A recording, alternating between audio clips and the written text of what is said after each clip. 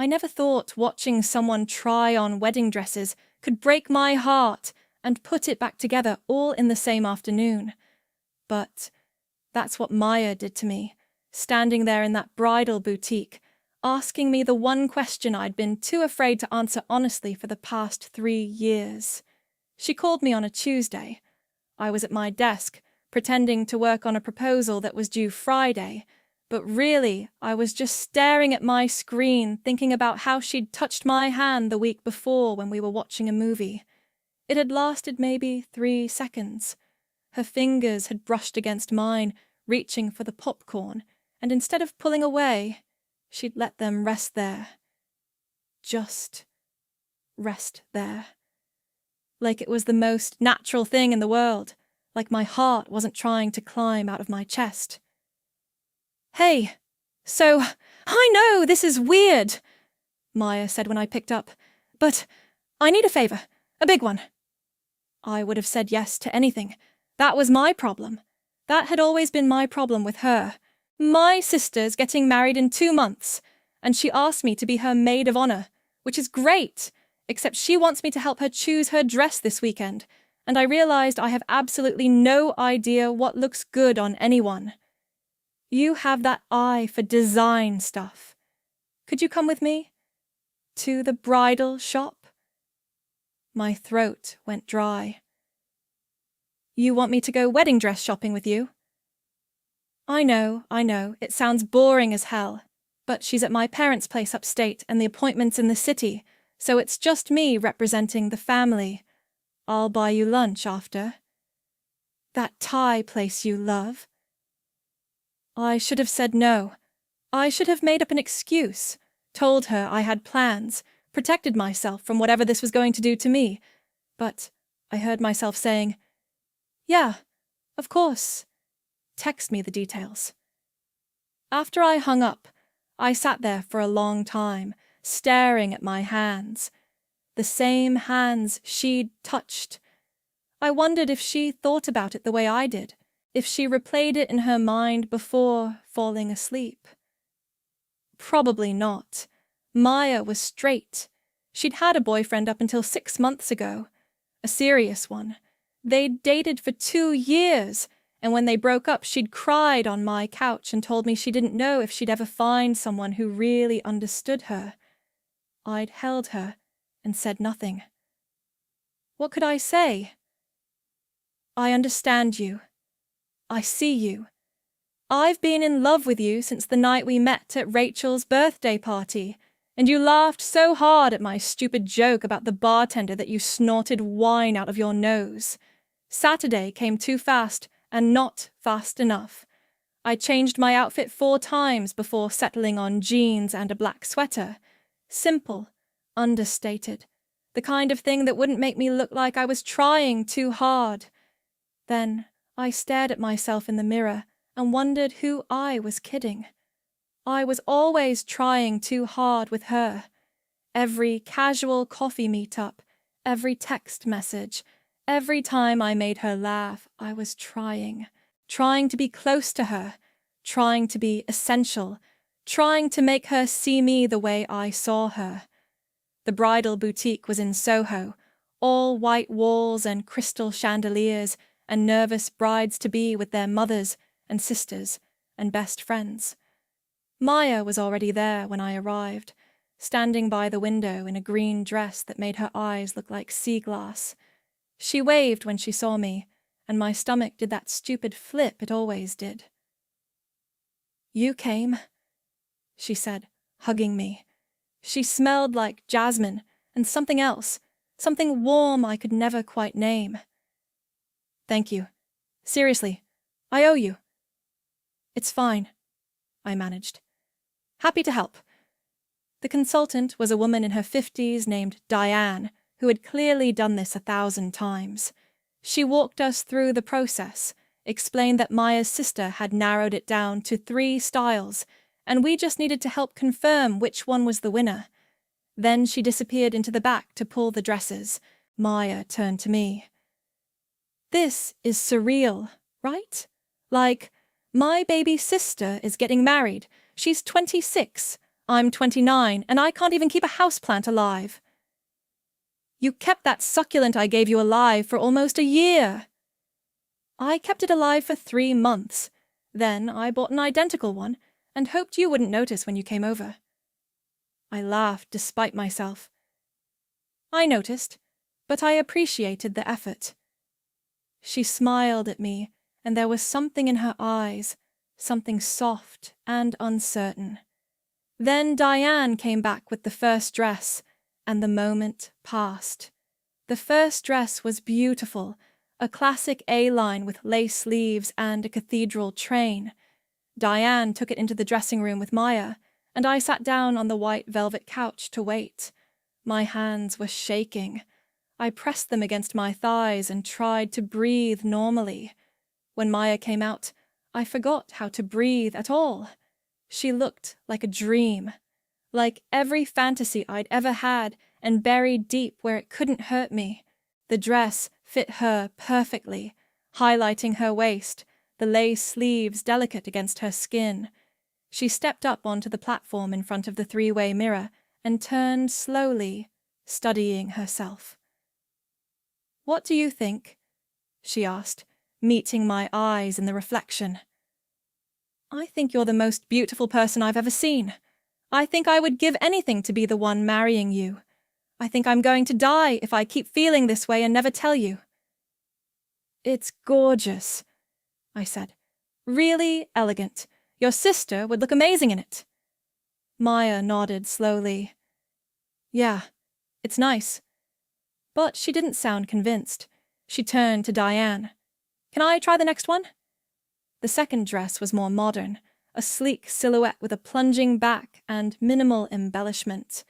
When Maya came out in it, she looked like she belonged on a runway, confident, powerful, untouchable. "This one's more her style, I think," Maya said, running her hands down the fabric.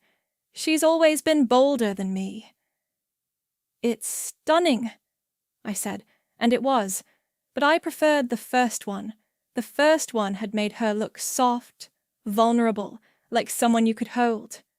Maya tried on the third dress, a romantic ball gown with layers of tulle and beading that caught the light. It was breathtaking, the kind of dress little girls dream about. But when she came out, she was frowning. "Too much?" she asked. "Maybe for your sister," I said carefully, "but it depends on what vibe she's going for." Maya studied herself in the mirror, turning back and forth. Then she said something that made my heart stop. "Can I try on one more? Just for fun?" Diane looked surprised but pleased. "Of course. Did you see something you liked?" "That one," Maya said, pointing to a dress on display in the corner. It was simpler than the others, a fitted bodice with a flowing skirt, off-the-shoulder sleeves, delicate and understated, and somehow more intimate than all the elaborate gowns. Diane brought it over, and Maya disappeared into the dressing room again. I sat there, my pulse racing, trying to understand what was happening.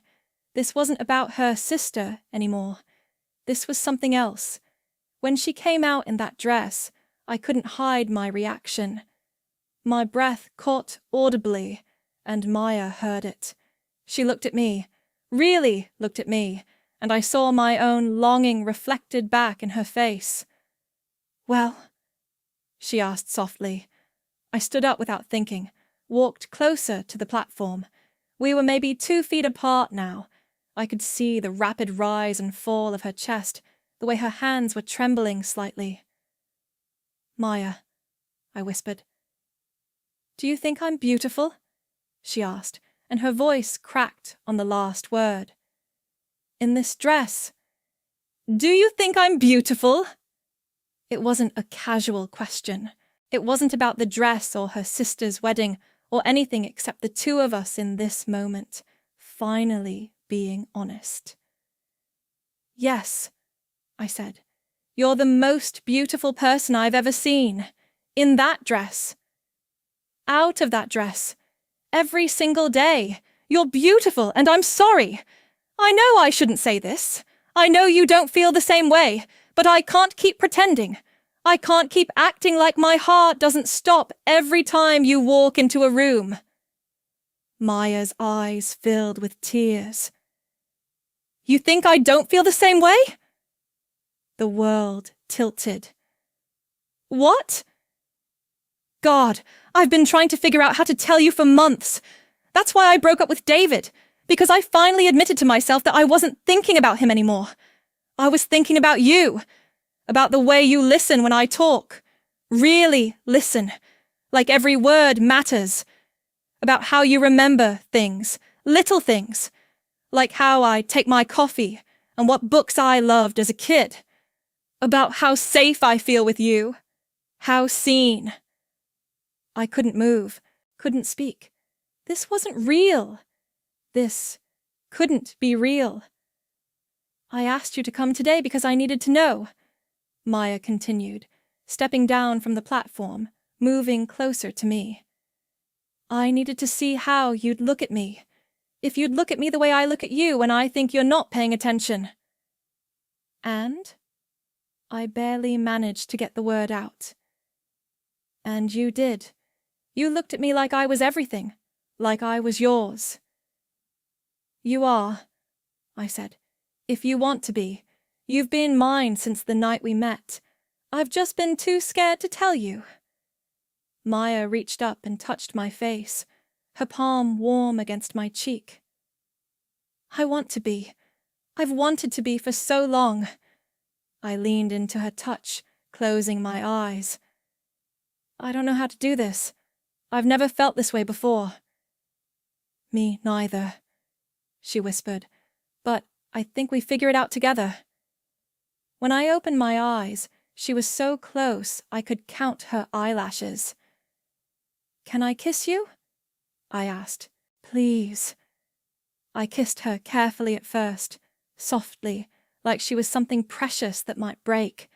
But then she made this small sound in the back of her throat and pressed closer, and "careful" went out the window. I kissed her like I'd been drowning and she was air, like I'd been lost and she was home. Her hands were in my hair and mine were on her waist, careful of the dress, and nothing had ever felt more right. When we finally broke apart, we were both breathing hard. Maya laughed, a little breathless, a little disbelieving. "We're in a bridal shop." "I know." "I'm wearing a wedding dress." "I know." "This is insane." "I know." She kissed me again, quick and sweet. "I don't want to take it off. The dress. I want to remember this moment exactly as it is." "Then don't," I said. "Not yet." We stood there for a while, just holding each other, and I felt something settle in my chest. Something that had been restless and aching for years. Peace, maybe. Or belonging. Or just the simple, overwhelming relief of finally being honest. Diane cleared her throat from across the room. We'd completely forgotten about her. "So," she said, smiling knowingly, "should I put this dress on hold?" Maya looked at me, her eyes bright with tears and joy and possibility. "Not for my sister," she said. "Maybe for me. Someday. If someone asks." I smiled back at her, my heart so full it hurt. "Someday," I agreed. We left the boutique an hour later, after Maya had changed back into her green dress, and we'd helped her pick out the second gown for her sister. Diane had winked at us on the way out, and slipped Maya a card with the dress information, just in case. Outside, the autumn air was crisp and golden. Maya took my hand, lacing our fingers together, and it felt like the most natural thing in the world, like we'd been doing this forever, like we'd finally found our way to where we were always meant to be. "So," she said, as we started walking toward the Thai restaurant, "that lunch I promised you, it's officially a date now, right?" "Definitely a date." "Good, because I have about 3 years' worth of feelings to tell you about, and I'm going to need several hours and probably some pad thai. I laughed, squeezing her hand. I've got time. I've got all the time in the world for you. And I meant it. Every word, because loving Maya had never been a choice. But getting to be with her, getting to hold her hand and kiss her and build something real together, that was a gift I never thought I'd receive, and I wasn't going to waste a single second of it. We walked down the street together, past shop windows and strangers and the endless busy rhythm of the city, and for the first time in 3 years, I wasn't afraid. I wasn't hiding. I was just happy. Completely, overwhelmingly, impossibly happy. Maya looked over at me and smiled, and I knew she felt it too. This rightness, this certainty, this sense that everything that had come before, all the longing and fear and unspoken words, had led us exactly where we needed to be. Together. Finally, blessedly together.